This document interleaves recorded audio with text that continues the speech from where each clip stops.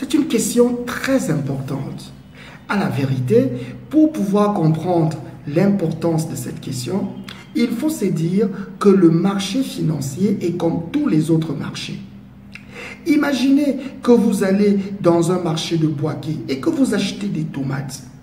Le vendeur sait très bien que la tomate est pourrie de l'intérieur, ou alors que la tomate a été cueillie il y a un peu plus d'une semaine.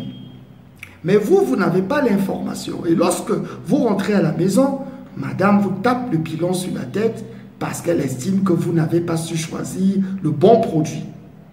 Au pire des cas, vous rentrerez donner un coup de poing au vendeur. Au meilleur des cas, vous n'achèterez plus sa tomate. Ça marche exactement de la même manière entre l'information et le marché financier. Lorsque vous avez une épargne et que vous voulez l'investir quelque part, en réalité, vous achetez des produits financiers. Ça peut être des actions d'entreprise ou alors des obligations, c'est-à-dire des titres de dette émis par les États ou des organisations privées. Il est donc très important pour vous d'avoir le maximum d'informations sur ce que vous achetez afin d'être sûr que vous ne mettez pas votre argent à perte.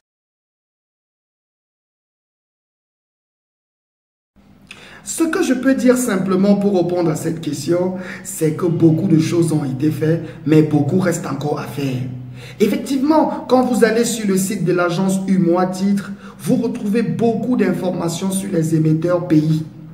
Lorsque vous allez sur le site de la Bourse régionale des valeurs mobilières basée à Abidjan, vous pouvez trouver pas mal d'informations qui sont remises par des entreprises aux côtés ou même, le cas échéant, par des institutions qui ont émis des obligations.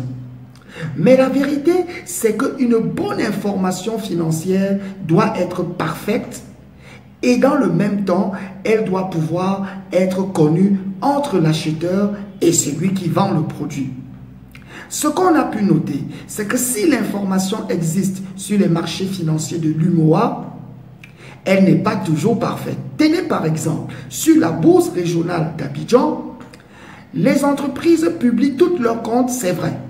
Mais seulement 2 d'entre elles, à l'instance, Ecobank Transnational Incorporated ou encore Sonatel, donnent des comptes de résultats qui permettent d'avoir un ensemble de données importantes pour la décision à l'investissement. Ce n'est peut-être pas un hasard si ce sont les titres les plus négociés de ce marché. A contrario, d'autres sociétés ne donnent pas toujours tous les détails et toutes les informations nécessaires. Ces informations sont donc imparfaites et par la même occasion asymétriques.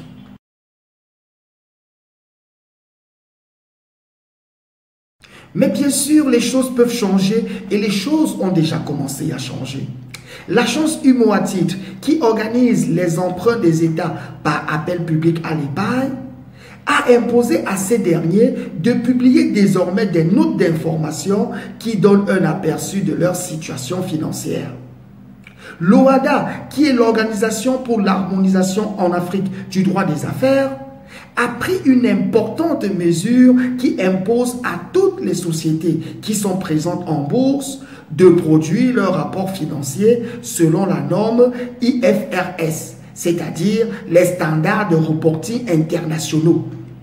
Mais de nombreuses choses restent à faire. La bourse d'Abidjan doit par exemple engager la discussion avec les sociétés cotées pour imposer à plusieurs d'entre elles d'avoir un service de relation avec les investisseurs. Le régulateur des marchés financiers doit encourager les sociétés de gestion des investissements à mieux informer les clients de leur portefeuille titres.